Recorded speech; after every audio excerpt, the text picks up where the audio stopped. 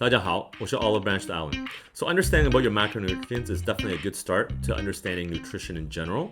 But being single-minded about just your macronutrients is not only not helpful for you, but can actually cause you some harm.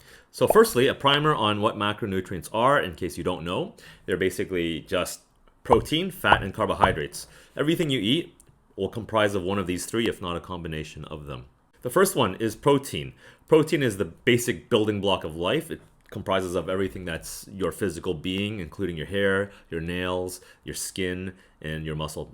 Two is the fat, and as mentioned in my previous vlog, there's good fat and healthy fat. I refer you back to them to understand which they are. The third one, and probably the most complicated one, is carbohydrates. There are a lot of different types of carbohydrates. I do want to refer you back to my sugar vlog as I talk a lot about that type. But there are so many types that you just need to understand that it's not helpful to lump them all in one category and just to speak about it. Rather, it's actually better to think of carbohydrates as two separate entities. There's the fibrous carbohydrates and the non-fibrous carbohydrates. For example, a non-fibrous carb would be a morning box cereal, processed type, versus a fibrous carb, which could be rolled oats from a bag that you have to cook yourself. These are both considered cereals, but how they actually impact your health can vary drastically. Especially if you look at the label at the back, they might actually show the same amount of carbohydrates per 100 grams. But again, the impact to the body, to your hormonal levels, can be vastly different. A current trendy diet is the ketogenic diet. And although there are lots of claims and evidence to show that it does work, if you just look at the formulas and ratios of such diets, like 70% fat, 20% protein, and 5 to 10% carbohydrates, can actually mislead you to just focus on fat and protein. But you need to ask the deeper questions. What type of fat are you eating? Where is the protein coming from? And these answers that go deeper will actually better guide you on what you should be eating. So if you're doing the ketogenic diet, for example, and it requires you to be 75% of your daily diet come from fat, you should definitely not be drinking cups of vegetable oil just to satisfy that criterion.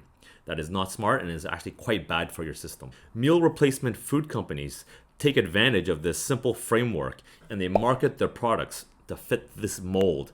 So definitely be aware of these products and stay away from them. As a final point, guys, I also want you guys to also consider your micronutrients, and that's your vitamins and minerals. And that's why the varied diet really helps, having lots of fruits and vegetables, because it'll contain a lot of vitamins and minerals that you definitely need in the body. So in conclusion, try not to look at your diet in terms of macronutrients. Instead, you should look at it in terms of what are the food items you're eating. And that's because macronutrients don't tell you the full story. They don't tell you what is healthy and what is unhealthy. Whereas food, you know, sweet potatoes are probably healthier than potato chips. I'd like to thank our sponsor for today's video, and that's 本味现物. It's a sausage company brand.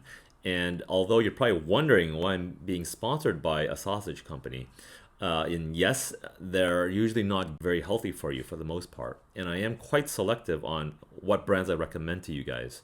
But that's because I actually looked into this one and I realized that their pigs are actually free pastured, so they get to roam around and eat their natural diet. They're not injected with any hormones or antibiotics, so that their meat is actually quite healthy for you to eat. Also, by looking in their ingredients list, they don't actually use a lot of other chemicals or preservatives. They do add a little bit of sugar to give it a sweet flavor.